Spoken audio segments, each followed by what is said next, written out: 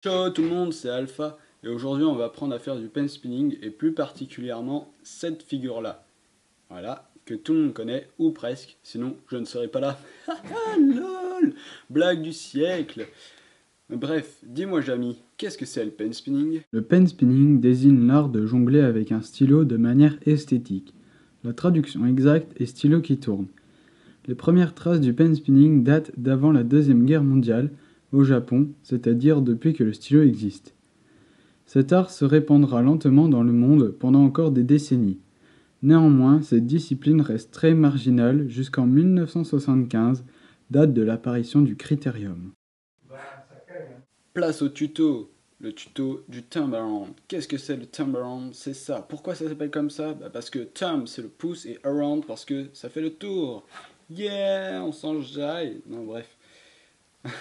Bon, place au tutoriel, enfin le vrai. Alors, la première chose à savoir pour faire cette figure, c'est la position de la main. Ah oui, et avant, ceux qui savent déjà la faire, restez jusqu'au bout parce que à la fin, je vous expliquerai des petits trucs et astuces pour bien faire le retour, pour comment se préparer à le faire. Le retour, je le ferai dans un autre tuto parce que comme ça, ma série, elle va durer. Et en gros, c'est tous les dimanches, je vais faire un tuto sur une figure. Donc voilà. Oui, la première chose à savoir pour ceux qui n'y arrivent pas, c'est la position de la main.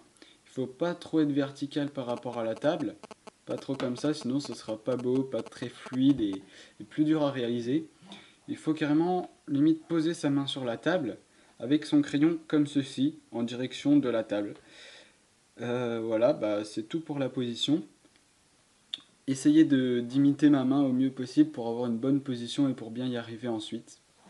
Après, c'est ces trois doigts-là qui vont faire la figure. Ces deux-là, on s'en occupe pas, ils ne servent à rien. Rassurez-vous, pour les autres figures, ils servent, hein, pas la peine de vous couper les doigts. Ah lol, c'est pas drôle. Voilà, décidément. Alors, la figure en elle-même, c'est ce doigt-là qui va l'exécuter. Celui-là, un petit peu moins.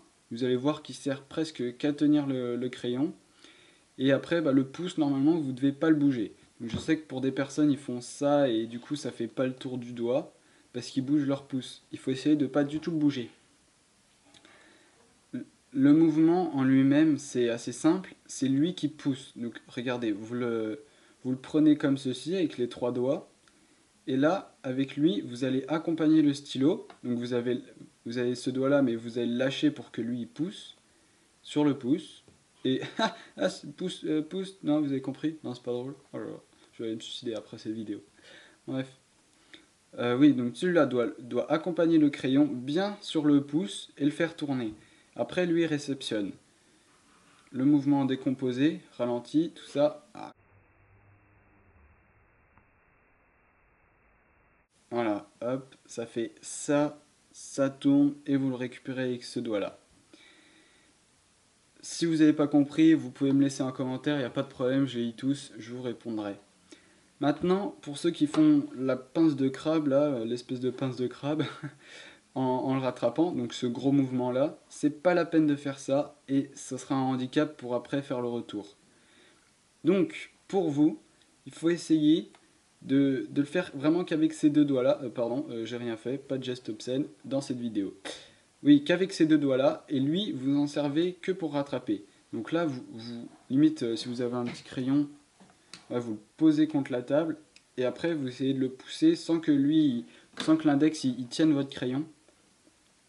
Comme ça, vous pourrez bien le rattraper, directement plié pour après faire le retour et bien avoir un geste fluide et tout.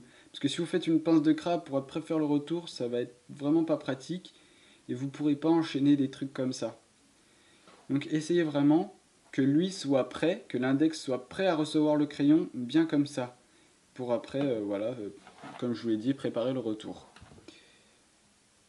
Voilà, j'espère que ce tuto vous aura aidé, que vous aurez à peu près compris comment ça marche le Tumberland.